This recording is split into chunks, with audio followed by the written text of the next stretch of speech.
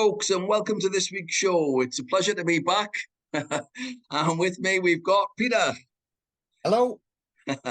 And today we're going to be, as you can tell by the background, we're going to be focusing on Siouxsie and the Banshees, the band. We're not going to be doing solo material or the creatures, but we're just focusing on the band for now. But, you know, she's back again, she's touring again, and still brilliant. And so we're going to be just focusing on our top 10 songs today, all right? Not necessarily singles, and not necessarily the songs maybe that even be the best 10 songs. It's the songs that we like, okay? So there's no right or wrong answers when people write in, oh, I think your choices are rubbish.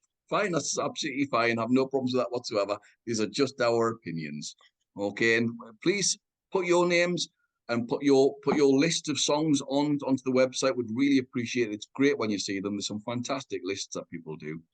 So with no further ado, let's crack on. Oh, and one more point, just a quick reminder to subscribe and hit the like button, folks, just to get us up on the ranking lists a bit more. I'd really appreciate it. Okay.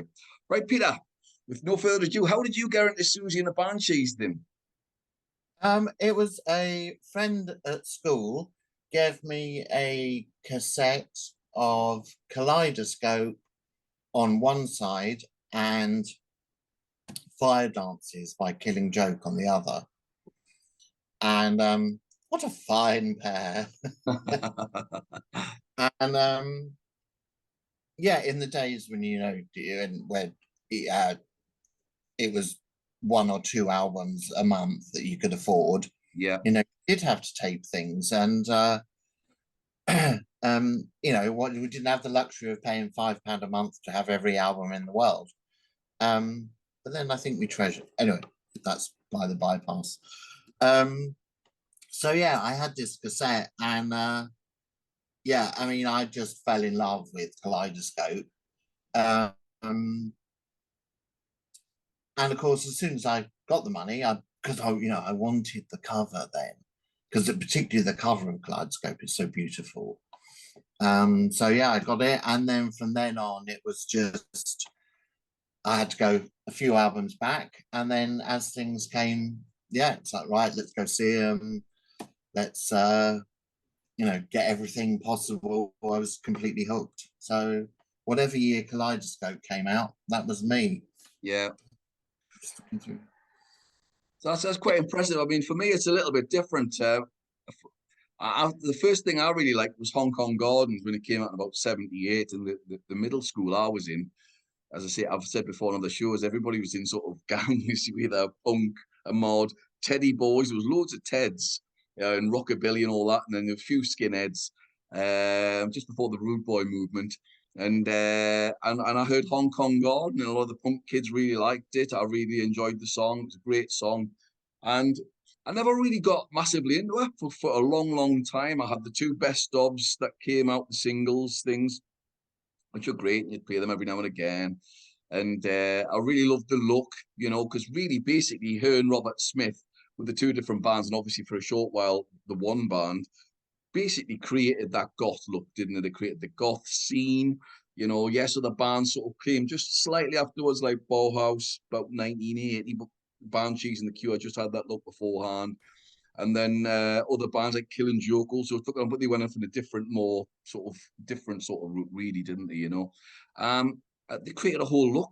Nobody, you know, nobody's got that look of Siouxsie Sue. She just genuinely created a look and a sound, and they basically created a new genre, which is remarkable, really. I don't think they get enough praise for it. Maybe it's the Cure do to a greater extent, but Siouxsie Sue doesn't. And as I got older, it must be in the 90s, I really got into them after the bloody split. So I never got to see them. I'm going to see her this week, but it's not quite the same, is it? You know, you haven't got Severin playing away on a bass or anything, you know, and you've missed all the sort of the great days, if you like, but I'm looking forward to it. And I love them now, and I play them weekly. I would say weekly. They're really a lot. There's a couple of albums when we do the album ranking shows. I play lots is what I'm going to say, but I shan't give it away yet. So let's crack on and let's pick our top 10 songs, and we will have a discussion at the end of stuff that could have made it as well, and other various things at the end. So Peter, would you like to start with your number 10, please? Well, I'm going with Red Light from Kaleidoscope, kind of where it began, really. My favorite track from that album. Um, it's uh, it's it's kind of unique in the Banshees catalogue in that it's sort of kind of Kraftwerk-esque. You know, it's quite staccato. There's the old school kind of clicking of a camera, the shutter thing, that almost acts like a metronome through the whole thing. Yeah. It seems to be about a porno shoot. And you know, it's that Siouxsie, well, those and the Banshees, you know, they do unsettling well, and that Yes. this one's settling. Um, and yeah, it's just it was the first track that really hooked me in. Because Kaleidoscope, I think now isn't the easiest of their albums. And but that is kind of an instant song on it. But also I can imagine people hating it. Yeah. It's a Marmite song. And I think they do that really well, don't they? I think they do that really well. Oh yes. I know that there are some remixes kicking around online of it because it does lend itself to, because it's almost like an electronica song without much electronics on it. But yeah, to me, it's just it's such a strange Banshees song, and they didn't really do anything as out of character until later on when they did Peekaboo, Yeah. which to me was not such a Yeah, I wasn't a big fan of Peekaboo, and it was massive no. hit on it. Yeah, It's got it's grown on us as time's gone on, but at the time I hated it. But it has grown on us, and it is different. But I could live without it, I think is the phrase I'm going to use. yeah, it's never worked for me. I know people that like absolutely love that song. I guess it's, you know, another Marmite one, Yeah, yeah. you know. But yeah, this but Red Light is just, it's just, I mean, it really does set out the whole Banshees table of being unsettling Yeah. and cold. So there you go, 10 Red Light. Well, my number 10 is a song that didn't make it on the first album, and I first watched it or heard it properly on the punk compilation TV show with Tony Wilson, where it was it The Way We Were or something like that, and Siouxsie and the Banshees did the song "Make Up to Break Up," and that's my number. That's my number 10. I absolutely love it. It could have been on the screen, although I'm not sure what would have fitted in terms of the sound because it's not really jarring enough. It's just a good old fashioned stomp, punky type tune. I really, really like the song. I think it's fantastic. It portrays Susie's insecurities about her physical appearance and how she tries to hide them with her makeup. It could also be about breaking up with somebody. I mean, obviously, make up to break up. I love the song. I love the feel, the drums, the whole groove of it. It's just, and I remember when I had the record shop and I got it. My mate John Esplin, he got us the single. He got us a single version of it. It was either in blue or red vinyl or something. So it was obviously some sort of bootleg version or whatever it had. I think it's ended up as the Riverside mix on the deluxe edition of the Scream. And I just played it over and over again. It's catchy. I think it's a top song. It's just something I really, really love. So that's it's not psychedelic, it's not weird, it's not gothic, it's just a straight out and out poppy catchy punk song. So that's my number 10. What have you got in at number 9, Peter? At number 9, I've got Israel, the standalone single that Yeah. should have been on Juju. I don't get it, but there you go. I mean, it sets out the Juju stall quite well. Yeah. I mean, Siouxsie said that it's not about religion. Said it's a disillusioned person or whole race who ceased to understand or believe in what they held to be the truth. Um, but you know, it is it lyrically it is kind of complicated, yeah, because she talks about red and green reflects the scene of a long forgotten dream, and you know you've got the red and green of the Palestine flag Yeah, and the red and green of Christmas and what have you, um, and so yeah, it's a quite it's a clever, interesting lyric. Um, but the song itself, I mean, it's just of that era. It's just the purest Banshees, Banshees, Juju. it's very gothic, and because it might get mentioned later on, but it's very it's very, very gothic. I absolutely love it, and I'll talk about it later. But it's one of the first to me, one of the first gothicy type songs that I really sort of heard properly, you know, because of the feel. I think there's a real Yes, feel to the song. but considering you know the sort of the politics to it, it's just yeah, it's an absolute dance floor must. You Yeah. know, it really is. It's you know, it's one hell of a tune. You Yeah, know, I think it's everybody's Budgie's because it was released for a Christmas single. I think it's Budgie's or was going to be released for a Christmas single. I think it's Budgie's or was, I think it was. I think it's Budgie's sort of percussion that gives it that sort of feel, you know. yeah, And allows you to possibly dance to it, you know, because you probably shouldn't be able to, but it's fab, you know, yeah. it is. So Yeah, yeah, and also, you know, it's when she'd really sort of flown into the goth persona by that point, and yes, it really was. Although she'd probably want to be slapping us for saying it, but yeah. the truth is, you know, she had, and it really just, you know, just set the scene for what was coming, and yeah, just stunning. Great, yeah, great choice, great choice. See, it might get mentioned later. My number nine is Dazzle, uh, which, Oh, which I absolutely love. It's again, a lot of the lyrics are fairly ambiguous, aren't they? You know, and you can sort of look at a number of ways.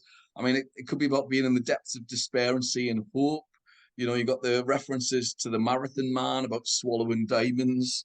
Because there's clear references to the film Marathon Man, which is a great film. If people haven't watched it, go and watch it. It's terrific. Um, I just love the whole thing. The build-up's beautiful with that magnificent, and I used the word lush string arrangement at the beginning. And then it comes in again, Budgie, one of the greatest rock drummers I think there's ever been. He never gets mentioned when you talk about great musicians.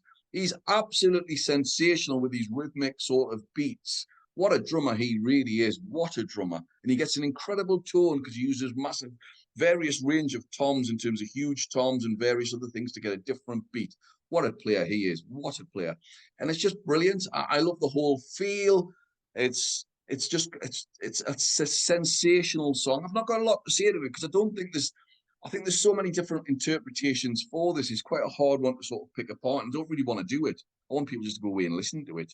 So my number nine is Dazzle, which is just a great song. You know, in the mid Siouxsie era, is fantastic.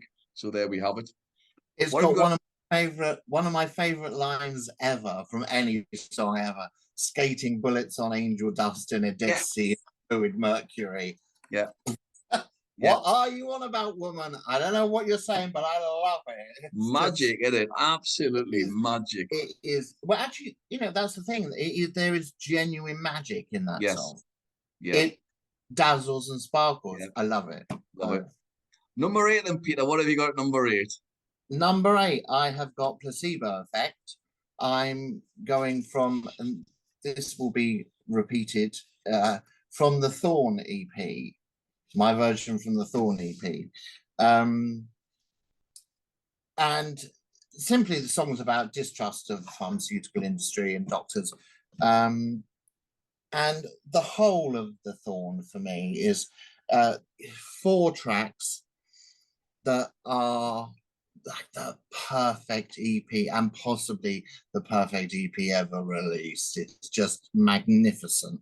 I could happily have included all 4 of the tracks in my top 10. I don't know why it didn't become like expand it and become an album, because it is fantastic. Yeah, I Um, don't quite get it. Evidently, the reason that they did it was uh, to introduce John Carruthers, Yeah, to get him going, and also to just try out some string arrangement. And that's what makes this really special for me, is the additions of the strings from Ginny Ball, Anne Stevenson, Martin McCarrick, and Billy McGee, the same musicians that from Mark and the Mambas, who completely obsessed with. And so essentially, I think they sort of went into the studio to, sort of give Carruthers some space to time to work with them and what have you. What could have been arsing about in the studio produces 4 incredible tracks, and I'm choosing Placebo Effect because just the build of it, the way it starts, and then just the strings come crashing in, and it's just absolutely beautiful, beautiful. Don't just listen to Placebo Effect, listen to the whole of The Thorn. It takes them to another level. So there you go. That's my number 8. good choice. Good choice. My number 8 is an obvious one, but I'm going with it because it's just great, and it's Hong Kong Gardens. Really catchy post-punk single. Came out in August 78. Got number 7, which was quite impressive for those days. It really was. Number 7, you had to sell a hell of a lot of records to get in the top 10. It's named after the Hong Kong Gardens Chinese takeaway in Chislehurst. Siouxsie's quoted as saying it was a reference with regards to racist activities of skinheads visiting the takeaway, and she wanted to tell them to leave the people alone and go away and stop being racist twats, basically. And it's so it's got a great message as well. John McKay apparently came up with the original guitar part. It's short. It's really simple as well, but it's just really, really catchy. Really, really catchy tune. And the message is dead straightforward. You listen to it, you think, yeah, what a great hook. What a great hook. It's just it's so simple, yet really, really catchy. Again, it's a great pop song, really, but it's got that post element to it with a guitar sound. I think they get called post-punk or goth or punk or whatever, but actually they're a great pop band. Yeah. Alternative pop band. Yeah, it's definitely got that feel for me. I just think it's a really catchy pop song. I love it. Absolutely love it. So not a lot to say, not more to say about it. It's just a great song, like all of these tunes. So that's my number 8. So where are we with number 7, Peter? Number 7, I have got Blow the House Down from Hyena, which I think is one of their most underrated album. It doesn't get mentioned enough by people, and I love every single sodding track on that album. I think it is perfect. And this, I could have picked a couple from Hyena, but I chose Blow the House Down because it closes it out, and it's a 7-minute epic that pushes the Banshees almost into the sort of prog area, and also it's I'm not fully sure what the whole thing is about, but it references the Wicker Man and mythology and religion in all kinds of forms, from paganism, Sodom and Gomorrah, the whirling dervishes. It's this just swirling epic that I think mostly is inspired by the Wicker Man. Yeah, there's a lot of sort of swirling's a word that I would use a lot with them. I mean, Mm. A song that was going to make it for me, and I changed it last second. Is Cascade. Oh yes. And that's got that sort of, I think does she use the word swirling? I think she might do actually in the lyrics. And it's got that sort of feel to it as well. There is a sense of swirling within the songs, you know, and a number of the songs have it, you know. She's a Carnival's another one that's got it, you know.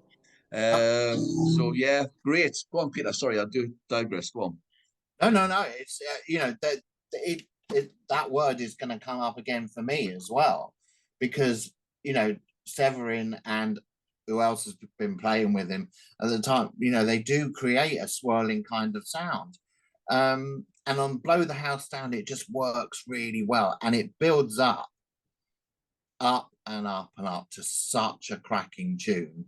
And it even, I mean, it's quite camp, which I love. I love a sense of camp, because they've chucked in. I'm shocked. They've chucked in the samples of thunder, you know, cracking, and there's a whole thing about bishops falling from the windows.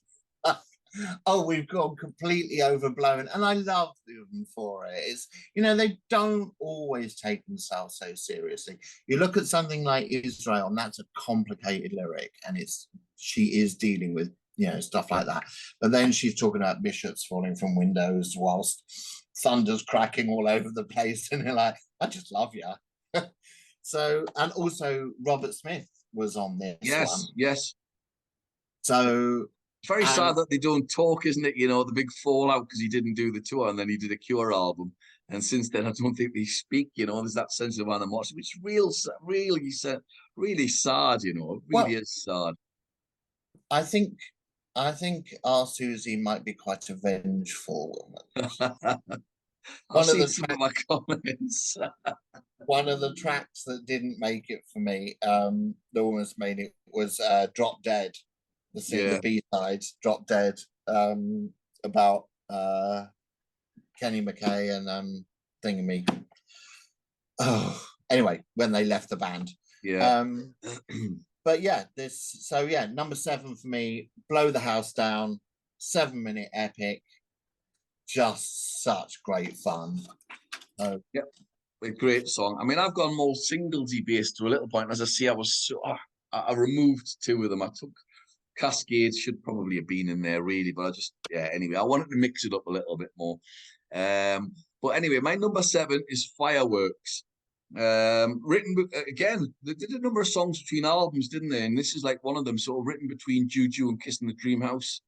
To me, it's about unbridled passion in a frustrated relationship. You know, relationship might be temporary, but the passion could be incredible.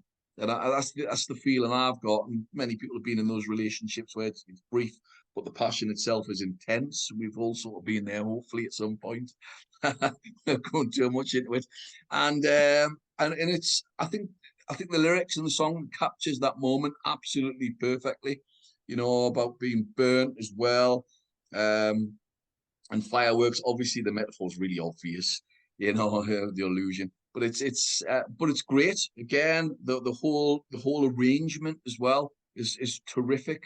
So they've branched out a little bit more in terms of the tones and the sounds and all the whole arrangement. Just a great song. I've not got an awful lot to say more about it. You know, I think they capture the mood perfectly. This could easily have been higher on my list as well, but I think about it. A few weeks' time, it might go further up, might drop down. Who knows? But it's just one of them songs. Keep playing and go. Oh, isn't that great? What a great song, you know. It could have been on my list. Yeah. Could easily. I mean, everything that you've said could have been on my list as well. Yeah. I've had to choose my hard favorites, but Fireworks, belter. So right, great. What have you got on it? Number 6 then, Peter? Number 6. Now, this should maybe be higher. I don't know. I had more trouble getting them in order than I did picking my 10. Yeah. Because anyway, so maybe this should be higher. And I know that if there's any hardcore Banshees fans watching, like really hardcore, they're going to be throwing rocks at the screen at this point, because at number 6 I've got Night Shift from Juju, which I Yeah. know many people would be having in at number 1, and maybe it should be number 1. Yeah, that was right up on my list as well. I've not put it in, and I've not put Into the Light either, which is another one that I was going to put in. I just love them, actually. I love Into the Light. But yeah, Yeah, go on. but Sorry, carry on, Peter. like we said before we started recording, we do like to try and pick across the albums. Yeah. You try to scatter it a bit, because yeah. Well, I thought you would do that, hence the fact I've got more singles. I thought he's going to go albums, so I'm going to go singles. It's just about what I've done, not quite, but just about. I think for me, I love all the singles, but because we're picking the songs that we love, yes, those ones may be overplayed for me. Yes, I agree. So yeah, here we are in Night Shift, and Siouxsie's been very open about it. It's about Peter Sutcliffe, Yorkshire Ripper. Yep. With that, it's unsettling again. Unsettling and swear words that describe the Banshees very well. The chorus of "fuck the mothers, kill the others" is, it's kind of, yeah. It's a dark song about a dark time, and yet straight to the dance floor. Yeah, it's weird, isn't it, how it works? Yeah. So, and cleverly, the music is as sinister as the lyrics, but yet keeping it entirely danceable. For me, it's a center point of Juju. And yeah, it's just pure perfection. I think she really they all outdid themselves on that one. So yeah, number 6, Night Shift. Yeah. Well, my number 6 is Christine, Okay. which is a great song, which obviously was on Kaleidoscope, but it's really dark. The lyrics are inspired by The Three Faces of Eve, which relate the story of Christine Sizemore, a woman who reportedly had 22 different personalities. So if you flip over the other side, the B side, Eve White, Eve Black, oh my God, it's one of the most disturbing songs you're ever going to hear. It's pardon the phrase, it is nuts. But it's fantastic, and they've captured what the theme so perfectly on the B side. It's incredible. But Christine, the lyrics do it really well as well. One of my exes was called Christine, and our mate used to call her Strawberry all the time from the song, and she had that sort of goth look for a bit as well. So I think it's for sentimental purposes that I've picked it. But it's just a great song. It's actually, again, it's danceable, with a really dark, really dark, sinister theme, which you don't realize at the time when you're listening. You're singing along, Christine, and you don't realize that it's really dark. But the B-side is, if you got the single, go and flip the B-side on. It's incredible as well, in a totally different manner. But they go together. It's a companion piece, so they go together. So in many ways, I've cheated here. I'm putting them both together, because I think one has to go with the other one. It's a very clever little concept that they came up with. Really ingenious. When I first played it, when I had the single, and I remember flipping on, like, what the hell is that? But it does really grow on you. And when you know the backstory, it grows even more, I think, Yeah. So, yeah, that's my number We'll be 6. coming back to this one. Right, okay, well, there we go. I'll not say any more then. So what have we gone into number 5 then, Peter? I have got Switch. Oh, great, because I was going to pick Switch, and I had Switch, and I removed it last minute. Go on, Peter. Right. And we actually have a quote from Siouxsie on this one. The vicar becomes the scientist, and he applies his religion to science, and the doctor becomes a religious person and applies his medicine to religion.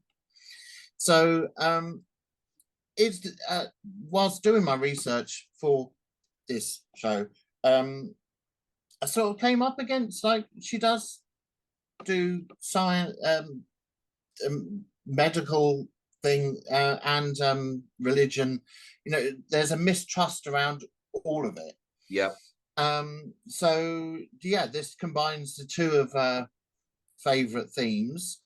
Um, it's for me, it's the high point of the Scream.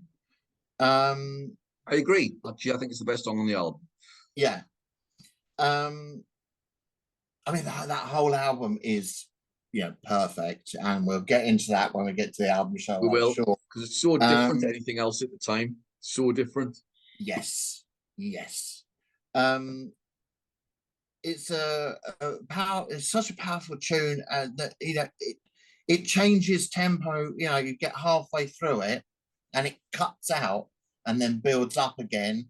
Um, and Yeah, it's kind of the apex of a perfect album. The strange thing is, like, you listen to it, and the drumming is so instrumental in it. And you know, this is Kenny Morris on the drums doing a great Budgie impression, which is no disrespect to Kenny Morris, Yeah. but you know, Budgie is such a great drummer.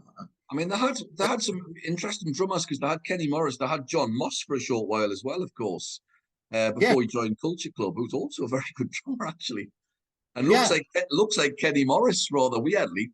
But Budgie, different level. Sorry, go on. yes. But Kenny Morris, I mean, you know, on the, like, if you didn't know that much about the Banshees, you'd be like, that's a great part. Oh, Budgie's doing a great job there. Yeah, It's like, no, it's Kenny Morris. And so yeah, I just like, you know, I think sometimes maybe he gets lost in the shadow of Budgie, and I'm like, well, not for me, not at this point. It's like, yeah, no, man, you were really holding your own. Um, and as we said, you know, no one sounded like this at the time. They were ahead of The Cure by a couple of years. They were ahead of Joy Division. Um, they were the first to really take that punk sound and sort of drop in the sort of slice of art school, a whole bunch of ice. I mean, the only other band sort of around at the time that were doing anything like it, and it's not even really that like it, was the Birthday Party.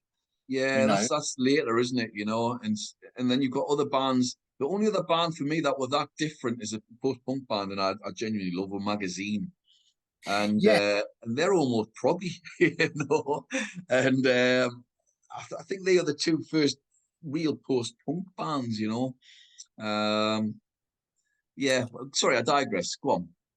so yeah, so yeah, well, no, that's it for me. You know, it's number 5, Switch from the Right, Scream. well, mine's going to be short and very sweet. I've gone single because I did have Switch in it, number 5, and I've removed it. So I did have a feeling that you were going to go down this route. So I thought I'll throw some singles in, which I'm really pleased that I've done now, just to vary it up a little bit. And I've got my Happy House. Again, Okay. it's got that creepy Alice in Wonderland feel to it. And it's this sense of forced happiness, almost Stepford Wives sort of feel. You know, this forced happy sort of feeling, this sort of 1984 feeling. Everything's really quite claustrophobic, really.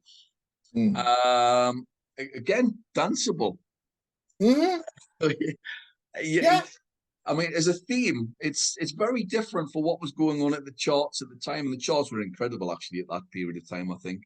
But our lyrics had a real sense of menace and darkness to them. Uh, Virtually all of my selection have got that sense of darkness to them. And I think it's just something that I really love. But let's be honest, we weren't short of a few selections. You know, Mhm. I mean, virtually every song has that sort of feel to it, and I Yep. just think it's really catchy. I love the guitar on it. It's John McGeoch, I think, as well, isn't it? You know, McGeoch's just Yes. sort of coming at this point, and McGeoch is probably the greatest of all the post-punk guitarists. Of course, he'd just been in Magazine when they were magnificent. He went on to join Pill for a while, but at this point, I think he's at his peak. And I'll talk about him a little bit more. And of course, it's been listed years later that he was the massive influence. He's the middle ground between punk really and Johnny Marr, and you can hear his influences massively on Johnny Marr. Certainly with some other songs which you mentioned later on. Actually, he really is that clear, obvious link. And I'm going to be controversial. I think he's an even better guitar player. There you have it. I've said it. I'll be shot down in flames for it now, but there you go. I've said it. And Marr's a great guitar player. What a great tunesmith he is. There you go. Dead simple, short and sweet. For me, 5, Happy House. What have we got at number 4? Right, at number 4, I have got Voodoo Dolly, but I'm taking it from Nocturne. Right. Because, right, okay, that's different. Go on. It's one of my, well, obviously it's one of my favourite Banshees songs. The Juju version is incredible.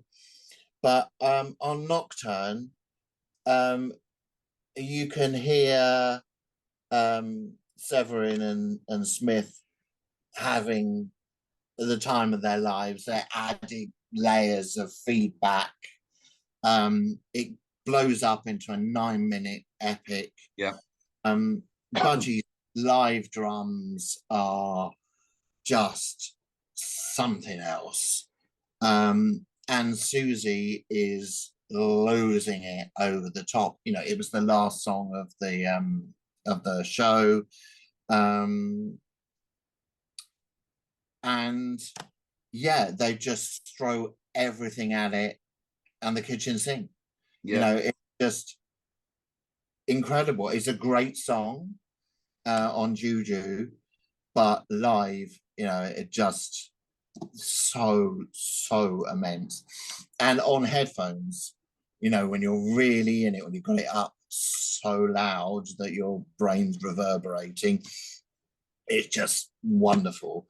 And Siouxsie has said it's about vices and addiction, that, you know, the fact that we all have an internal voodoo dolly that's out to destroy us, which I'm sure many of us can relate to. But yeah, it's just so satisfying, so satisfying. Yeah, so number 4, Voodoo Dolly. Great choice, Peter. Well, my number 4 is Israel, and I love the Omen-like feel that this has. When I ever listen, I often think of the film The Omen. You know, da, da, da, da, da. It's got that sort of real feel to it. It's really haunting background vocals. Really does have that. I mean, Severin's bass makes the song for me. I think, yes, Budgie's percussion is absolutely fantastic, of course, but there's loads of space on this song. Budgie does the whole the bells thing, so you got that Christmassy feel to it. But it's the bass that really makes this. And the first time I heard this song was on, I think it was 1980, John Peel's Festive 50. And he played it, and I had recorded it. At the time, I used to record the Festive 50. And this was in there, and I thought, wow, this is a great song. And I played it over and over again. And there's so much to it. And you mentioned it before, so I'm not going to go on about it. You know, you got that, it could be anti-religion, could be about Christmas, could be about Israel and Palestine, or say the facade of religion. It was, as you say, it was released as a standalone single between the 2 albums, Kaleidoscope and Juju, and it's just immense. It's immense. I love this space because I think the space helps create that real gothic feel, and that real sense of danger. I think there's a real sense of danger to Israel. It's just very dark to me, very, very dark, which is ironic if it's coming out as a Christmas song, you know. So I tip my hat off to them. Well done. It's brilliant. So that's my number 4, Israel. Magnificent. Brilliant. What's number 3, Peter? Right. I'm going back to the Thorn EP. Sorry about that. No. And this is Overground, originally from the Scream. And as I said before, I could have included all 4 tracks from the Thorn, but Severin said that the song Overground was written about playing nice to fit in, to try and get recording contract. you know, just to sort of, cover up all your freakiness for a while, just to get what is required. And it's just it's a great song anyway. Curve did a fantastic cover version of All it. right, I've not heard it. Yeah, but the strings on this one for me, because it builds again, they like another one of the things that they do well is they like a little bit of a build, and it starts out, quietly, and then boom, in come the strings and everything. And I love that because I'm a drama queen, and Shocked again, Peter. Go on. it just gets me. It just gets me. I'm a sucker for that. Anything where you can see it just go boom, and we're off. And yeah, from obviously I want everyone on the whole planet to listen to the Thorn on repeat for a while, but that's not going to happen. So if you listen to just one track from the Thorn, please listen to Overground. Especially as well because you get Siouxsie almost on her own for a little bit at the beginning, and you get to really hear her voice. That's really lovely. But it's definitely another one for the headphones, so loud that your eyes will bleed. So yeah, number 3, Overground from the Thorn. Yeah, I think that is the best track on the EP, actually. So that's a great choice. It's a great choice, actually. My number 3 is Melt. I just love it. It could have been number 1, actually, but I've got it at number 3. I love that John Barry style feel to it. It's really got that John Barry feel to it with all the various little instrumentation. The strings are beautiful, really big and grandiose. You've got that, not a mandolin, but it's got that sort of feel to it. I forgot what the instrument is now. Somebody will remind us. But it's absolutely fantastic. It's got that sort of Italian feel to it. It's almost got it could be on. It's like the Persuaders theme tune. It's got elements of that, or as a theme, as a song, it could have been in the film Don't Look Now. It always reminds me of, it could have easily been in the sort of sex scene in that film. They could have easily thrown that song in. If you have not watched the film, please do. It's fantastic and dark and creepy and fits in perfectly with this sort of song. Severin wrote the lyrics. And it's sex-based. It could be about S&M or the idea of orgasm and death. Who knows, really? But it's got great lyrics. And it's got a great feel.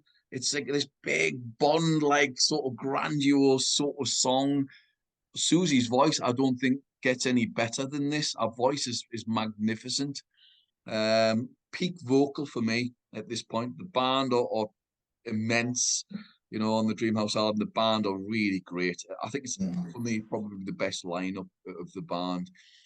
This is for me is at their peak. So yeah, I've gone with Melt. Love it. Brilliant. Absolutely love it. I've lost myself. What was I going to say?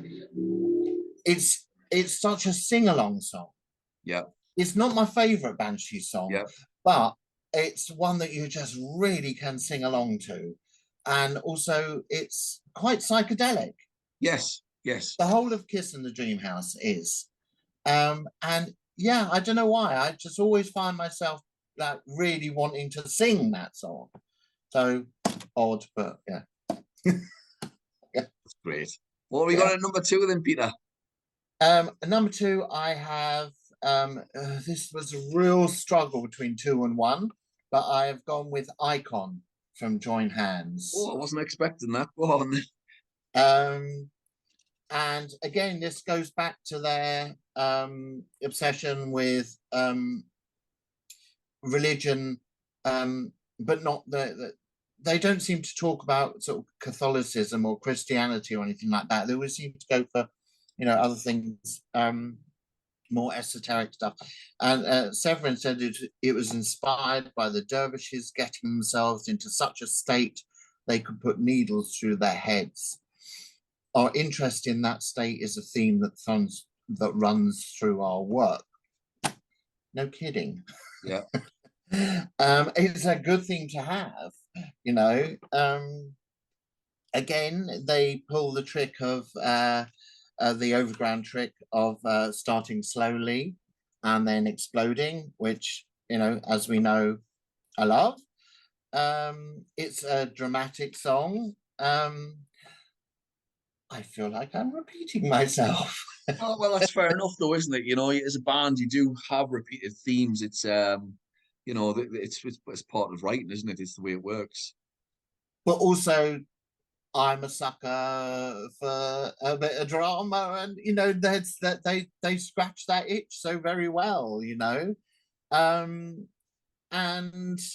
yeah, it's a hell of a dramatic song with lyrics to match. My favorite being, "Can I stick skewers in my skin and whirl a dervish spin? Can I set myself on fire to prove some kind of desire?" I mean, hooray! Drama, It's love full it. on, Yeah, full on drama, that, Peter. I can imagine, maybe some people sort of laughing and saying, "Oh, that's kind of camp," but like it wasn't at the time. And No, like it that, is. you know. And again, it's Kenny Morris Yeah. blowing the drums off the stage. I mean, absolutely incredible. Um, and it's um, I guess I do kind of feel sorry for him a bit because, as I said before, you must get lost in Buddy's shadow, and actually, no, the man was a bloody incredible drummer. He's a good drummer. He's got his own Yeah. style, hasn't he? He's definitely got Mm. his own style. I like him. I like him. Good And choice. I wasn't expecting that. and you know, John McKay and Severin, this is a swirling song. They really Yeah. swirl over the top of this like mad. And also, it is a fairly random song. So when I saw them live in 2002 on the 7 Year Itch tour, it was on the set list. Yeah, it was, absolutely so pleased to have seen that live. So, yeah, so there you go. Number 2, Icon from Join Hands. Great choice. Really not expecting that. My number 2 is Candyman from the 86 album Tinderbox. Wow, this is a dark song. I mean, it's not about drug dealers. It's about child molestation. And the song itself has really got that chitty chitty bang bang feel, the child catcher sort of feel to it. It's really dark is a song. It's Siouxsie openly admits when growing up in Chislehurst that she was sort of sexually abused by a neighbour at a sweet shop, at a candy store in brackets, when she was 9, and therefore addresses some of the themes within the song. And it's just when you know that, it then becomes, rather than this happy go along sort of song, it's like it's got a real sinister feel to it. But it also has, anyway, it also had that sort of, as I say, that chitty chitty bang bang feel to it with regards to the child catcher. I can't disassociate one from the other on this song, which might make it sound a bit glib, and it's not meant to be. It's just got that sort of sense of evil to it. The song is really grandiose. It's really big, actually. The production's massive on it. John Carruthers' guitar work is excellent. He's in there, he creates a big sound on it. Because people at the time thought this song was about drugs, like the Candyman. Yeah. And because the other Candyman, of course, is Sammy Davis Jr.'s song, which is lovely. And it's got nothing in common with that whatsoever. But everyone thought it was about drugs, and it's clearly not. It's about abuse. What a song! What an absolute tune! Really catchy. Really about a appalling situation. Absolutely nailed the song. It's an immense tune. This could be number 1, actually, and it was It was really close. It was really, really close. Yeah, that close to being number one. It might be in a week or two. To ask me again, but it's a great tune, great song, and as I say, really dark in terms of theme. The whole vibe is really dark. So Candyman is my number two. What have you got at number one then, Peter? Right. At number one, I have Eve White, Eve Black. Oh, have you really? Which, as we said before, B-side to Christine, about Christine Sizemore and her multiple personalities, from the Three Faces of Eve, blah, blah, blah. It is unsettling to the nth degree. It's violent, upsetting. It takes what was on the A side and just flips it on its head. And because almost like the A side, it's almost like you getting one of her nice personalities. Yeah. Yes. The Strawberry Girl, Banana Split Lady, it's all kind of quite happy. Although you're talking about, dissociative identity disorder. It seems that Christine, she's talking about the happier personalities. You flip it over to Eve White, Eve Black, and you've got the dark side of it. And it's despite being a short song, just over 3 minutes, for me, it stands up as one of those songs that I have played over and over and over and over. It does the standard thing of starting slowly and then kicking off, but rather than the instruments exploding, it's Siouxsie screaming, that guttural scream, before kicking into the song, and the wonderful chorus of "Let me out of here, you son of a bitch, I'll blow your head." And yeah. And again, we know I like drama, and that's all there, and it just scratches every single itch. And she did this when she did Yoko Ono's Meltdown.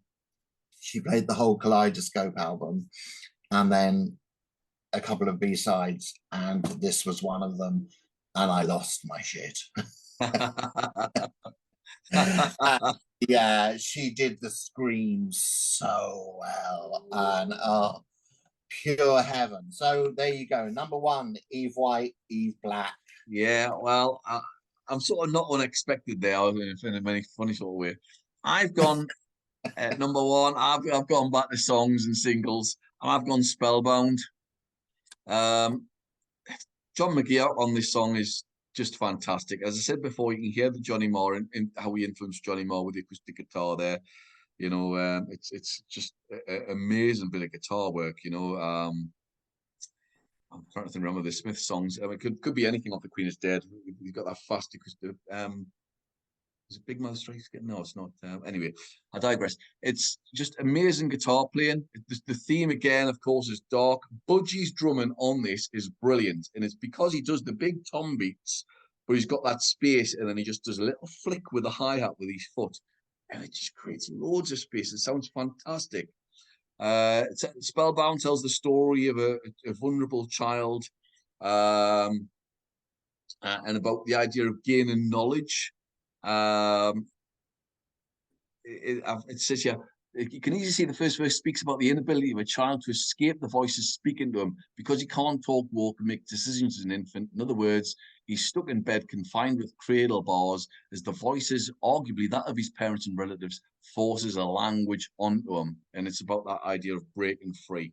And about the child grows up rebellious because he's realized that some of the knowledge forced on him as a child was fabricated, and he's going to have to unlearn everything that he learned. He turns violent to his elders because he's spellbound.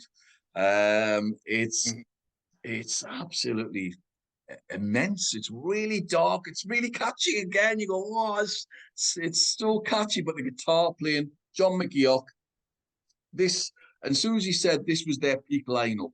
She described this as their peak lineup. The four of them were McGeoch on guitar, Severin, myself, and Budgie, and it's got everything. If you watch my top 10 post punk songs, I think this is number 3.